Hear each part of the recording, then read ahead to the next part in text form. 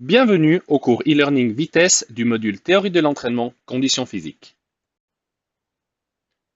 Je te présenterai ci-après les principaux termes relatifs à l'entraînement de la vitesse et t'expliquerai comment différencier les formes de vitesse.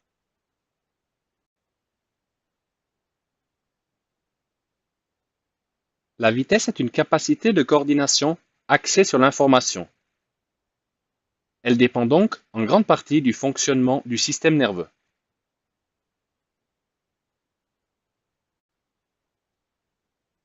On établit une distinction entre vitesse élémentaire et vitesse complexe. La vitesse élémentaire regroupe des formes qui sont réalisées dans des conditions de test en laboratoire. Exemple, frapper des mains ou taper des pieds. La vitesse complexe regroupe des formes qui sont associées à d'autres facteurs de performance, par exemple la force.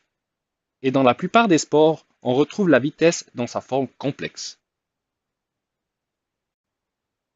Lorsqu'il y a un déclenchement rapide du mouvement à un signal, nous parlons de vitesse de réaction. La réaction peut être déclenchée par différents signaux. Des signaux optiques, dans le motocyclisme, les sports collectifs, l'escrime et la boxe.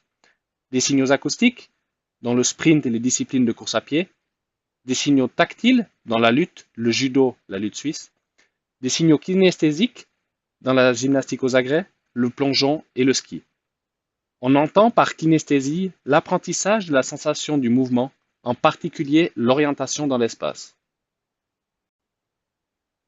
Dans la vitesse de réaction, on établit une distinction entre les réactions simples et les réactions complexes, ainsi qu'entre les réactions stéréotypées et les réactions à choix.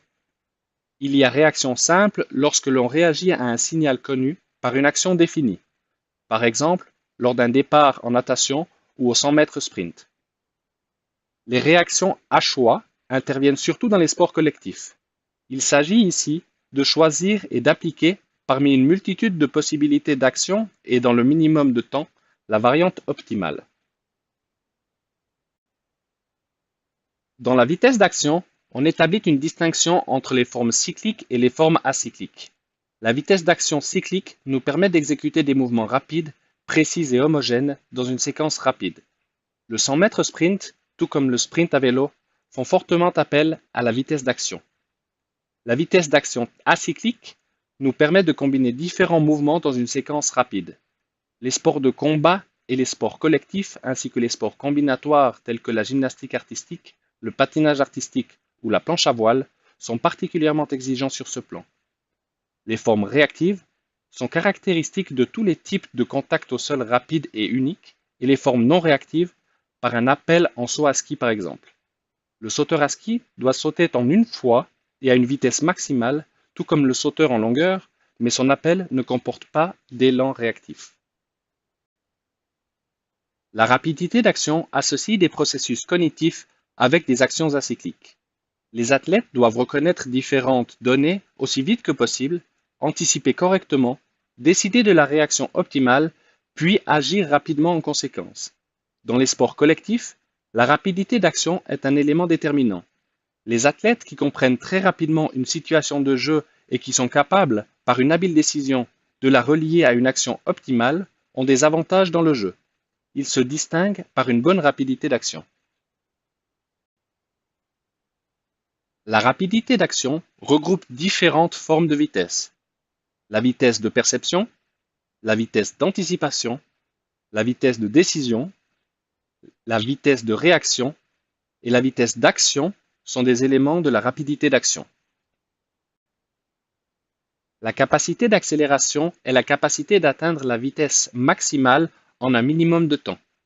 C'est le cas des pilotes de bob et des lanceurs de javelot qui essayent de lancer leur bob ou leur javelot à une vitesse maximale et en un minimum de temps.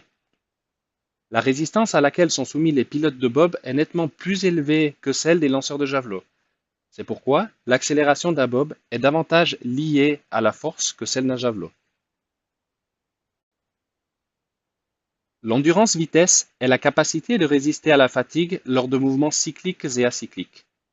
Le coureur de 400 mètres doit essayer de ne pas ralentir en dépit d'une situation métabolique précaire. Le joueur de beach volley doit pouvoir agir aussi vite que possible tout en maintenant sa hauteur de saut durant toute la durée du match. Étant donné que l'endurance-vitesse est une capacité liée à des phénomènes énergétiques, elle est traitée de manière plus détaillée dans le cours e-learning Endurance. La vitesse est une capacité qui est limitée essentiellement par le fonctionnement du système nerveux. Elle se manifeste sous différentes formes. Nous faisons une distinction entre la vitesse de réaction et la vitesse d'action, ainsi qu'avec la rapidité d'action. Celle-ci se compose de processus cognitifs et d'autres actions physiques. La capacité d'accélération dépend en grande partie de la force et de la technique. Par endurance-vitesse, on entend la résistance à la fatigue lors d'actions rapides, prolongées ou répétitives. Les formes qui ne sont pas associées à d'autres facteurs de performance, comme la force, sont classées dans la vitesse élémentaire. Les formes associées sont classées dans la vitesse complexe.